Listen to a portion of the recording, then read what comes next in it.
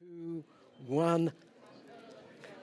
Good afternoon. I'm Tom Butcher with the Zero Project, and I'm here today with Amy and Miles Nicholas, who are directors of Morgan Butchery, which is a family-run traditional butcher based in the UK and a Zero Project 2026 awardee.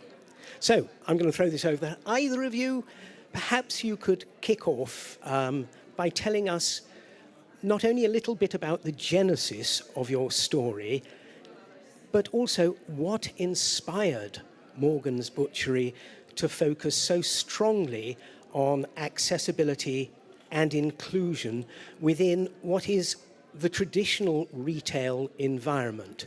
But first, one question before even starting. Tell people where you're based and then settle in. You do a bit. So we're a small family butchery shop based in the UK, just outside of Cambridge, on the Cambridgeshire, Suffolk and Essex border. We're quite a rural location, and we are a micro business. We set up and took over the butchery a few years ago. Being disabled entrepreneurs ourselves, we wanted to have inclusivity from the get-go built into the design of what we were doing. My father had a stroke in 2018, which left him with multiple disabilities that he had to then learn to live with in a world in the countryside in Cambridge that wasn't built around accessibility. So it changed my life, having a stroke. Right. I've been a butcher all my life, Yeah. but I couldn't work for anybody else. Sadly, I loved my job. Yeah. So I had a great idea. We would take over a business, which was almost bankrupt, for a pound. Right. And was it called Morgan's Butchery before you even started? And the name was Morgan's. Yeah. It isn't our name, Yeah. but we like the name. Yeah. And why not? If it's got a brand and it's there and people know it, then why change it? And people ask why you change. Excellent. So I had a stroke. Then there's certain things I couldn't do. So I asked my daughter, would you help me for 2 weeks?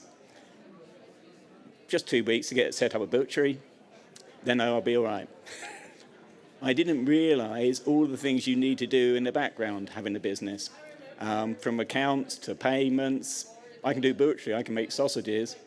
So I need that support. Because where I found it, I went to get a coffee. And we like coffee. But I can only get 2 cups of coffee. I can get flat white or black coffee.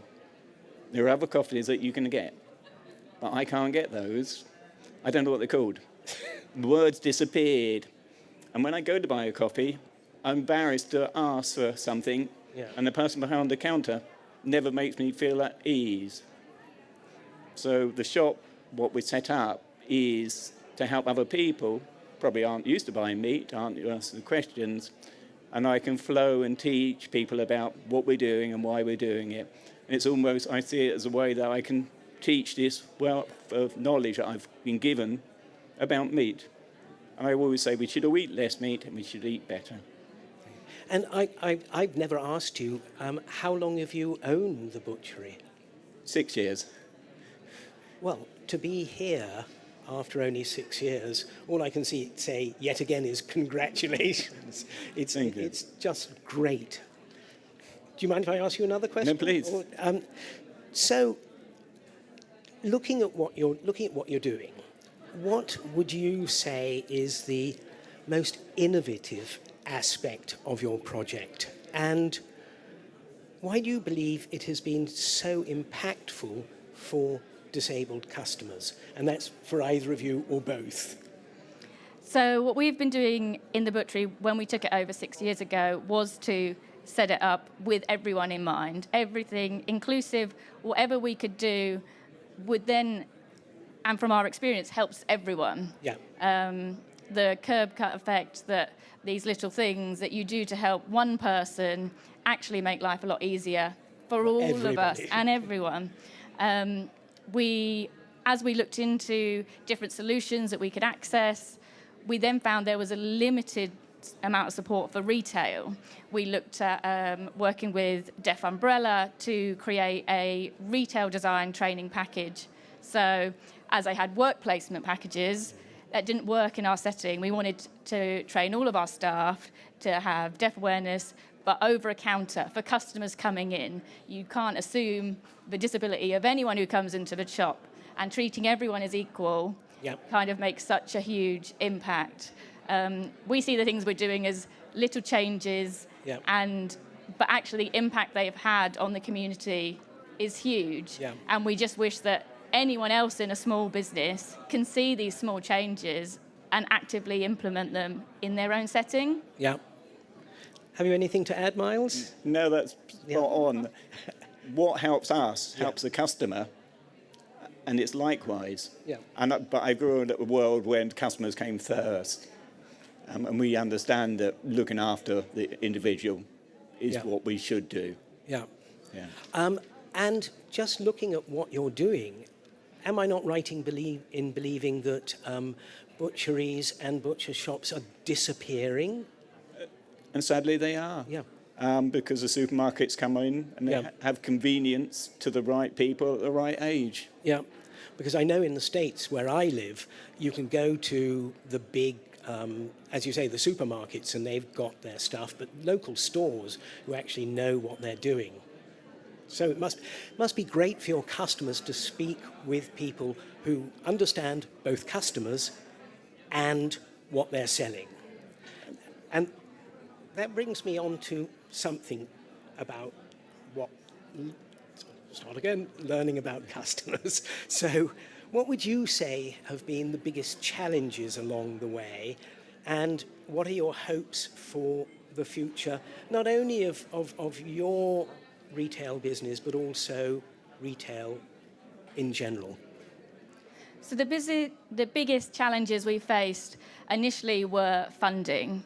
As a small micro business, which was failing when we took it over, funding wasn't something that we could then invest into all of this amazing technology that there is out there. We had to use our own initiative and make new connections with people.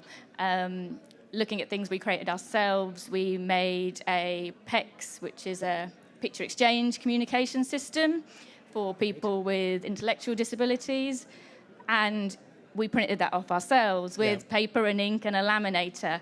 Anyone could do that in their setting, and it can help so many people. But these things are just overlooked so much, and I just hope that other multi-million-pound companies, if they can implement a few things, and having people be independent, not having to rely on a carer or rely on assistive technology, because it fails us at times. Apps don't always work. Your phone doesn't always have charge. Having things in the shop that anyone can access and pick up our Braille product list and not have to rely on a carer, on someone supporting them to say, oh, in this freezer there is this. These are the ingredients it says on the front, because even labels aren't that accessible nowadays. So we've kind of looked at all these little things, and cost was the biggest issue initially. Right. But going forward, the business has got more successful when we've been able to invest more in things like that, which has been great.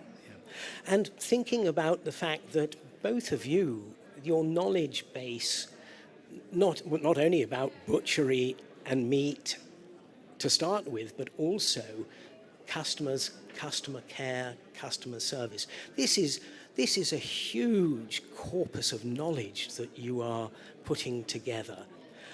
How are you going to hand this on? Do you have an apprenticeship system, or do you invite people to come, as it were, interns, to come and work? And because what you've got is incredibly valuable. Yeah, so we work with apprenticeships, and they come in. We've also worked with work experience students coming in, but we've also shared our knowledge with like the Lilac project, which has been set up in the UK, gaining experience from disabled entrepreneurs, and not only how we need support to make the things we need more accessible to run our business, but obviously all these things then reflect to our customers and how we can then adjust going forward in a circle that, again, it's that curb cut appeal that just helps everyone in the long term. absolutely. And thinking about where you actually are on the kind of three corners of three counties, do you get people from all around and further who hear about you and come and just say, hey, better go to Morgan's. Let's run to Morgan's. The people will come up from London and they fill up their freezers. Good gracious. People will travel for nice things. Yeah. And what I've learned to do is I know where to get the meat from, who to deal with, the right people. Yeah. And I do look after, for me, I've grown up looking after customers and I know that they're my friends. I don't think we have any customers, truthfully. Yeah. Yeah. So I think a lot of people have a lot to learn from yourselves. And I don't know about you, but working in the world that we do, usually or very often, it's the simplest things that help. And as you say, little by little by little. But it can be incredibly rewarding. How many people do you employ? Or is it just the two of you? Probably not. There's 3 full-time staff and 2 part-time staff who are holding the fort for us while we're here. Yeah. But yeah, as you said, I think patience and time makes a difference to everyone in this world. And again, traveling not only for the quality and the local produce that we have, but if you've got a shop that's accessible, people will go out of their way to come to that shop because you know they know they're going to be treated with that dignity and respect.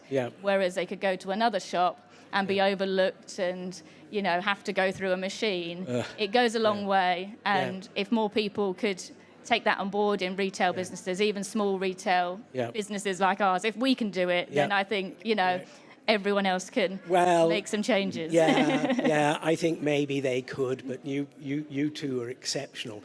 So we've got 2 minutes, 57 seconds left, and I am going to ask my guests, what single takeaway would you like to give our audience? Not only those people sitting in front of us now, but the people who are looking at us on telly or however they're listening to us. What would be that? Take time for other people. Listen to people.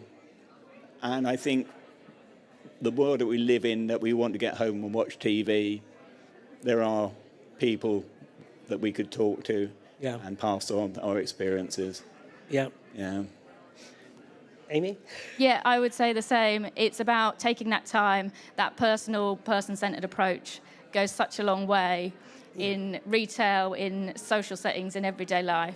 I think if we all took that time to get to know the customers that come into the shop, the people who live next door to you, we've lost that.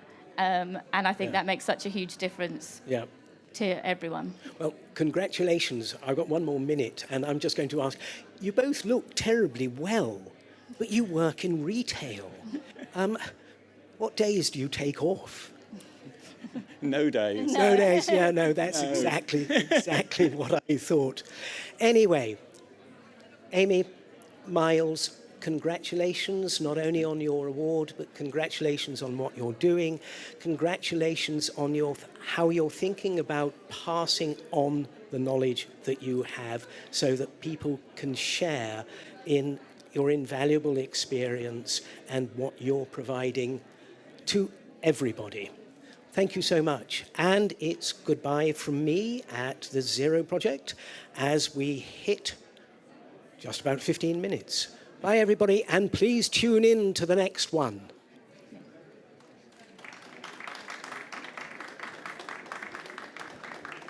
Thank you so much. I didn't mean to interrupt you, Maya.